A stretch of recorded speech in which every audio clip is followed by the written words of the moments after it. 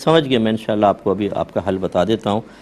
یہ بھائی نے فرمایا کہ نماز کے بعد جب ہم دعا مانگتے ہیں تو یہ کہا جاتا ہے کہ دعا سے پہلے اور بعد میں درود پاک پڑھیں تو قبولیت کے امکانات بڑھ جاتے ہیں، اور حضرت عمر فاروق رضی اللہ تعالیٰ عنہ کی طرف منسوب ایک قول یہ ہے کہ اگر درود پاک اول آخر نہ پڑھا جائے تو دعا زمین و آسمان کے درمیان لٹک جاتی ہے، معلق ہو جاتی ہے۔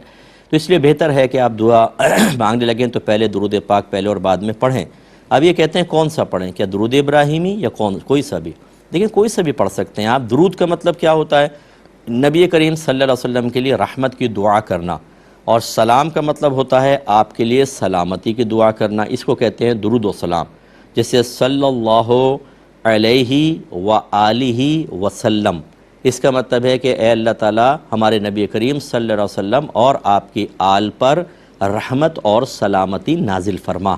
تو اتنا پڑھ دیں آپ، اول آخر درود شریف کافی ہے، اور درود ابراہیمی پڑھنا چاہے بہت افضل درود پاک ہے، وہ بھی آپ کی مرضی ہے، پڑھ سکتے ہیں۔ آپ دیکھیں اکثر دعاؤں میں جو امام حضرات بعد میں کر رہے ہوتے ہیں وہ درود ابراہیمی تو نہیں پڑھتے، عام مختلف درود پاک پڑھ رہے ہوتے ہیں، تو شریعت نے کوئی پابندی نہیں رکھی ہے۔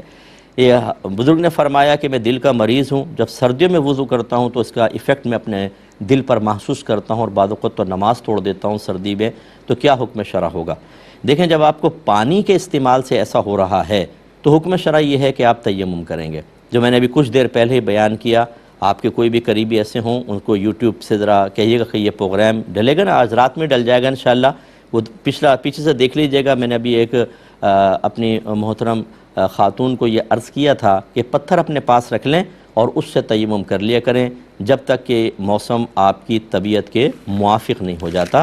اللہ تعالیٰ آپ کو رعایت دے گا انشاءاللہ۔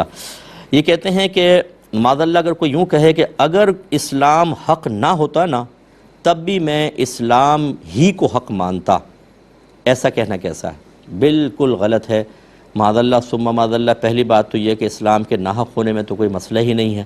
اب وہ اسلام سے وابستگی کا ایک مطلب یہ کہ جو ہوتا ہے نا کہ اس کو کہتے ہیں ڈائلاگ، اس کو کہتے ہیں کہ ایسی باتیں کر کے سامنے والوں کو متاثر کرنے کی ایک ناکام کوشش کرنا، اور یہ اکثر وہ لوگ کر رہے ہوتے ہیں کہ جب انہیں کوئی اور چیز تو نظر نہیں آتی مثبت کہ جس سے وہ مرکز نگاہ بن سکیں، جس سے وہ محفل کے اندر سب کو اپنے طرف متوجہ کر سکیں، جس کی بنا پر کچھ معمولی سی ہی صحیح کوئی عزت اور شہرت حاصل کر سکیں، تو اس قسم کے شارٹ کٹ بول کر اپنے آپ کو ثابت کرنے کی کوشش کرتے ہیں کہ ہم بہت مضبوط ایمان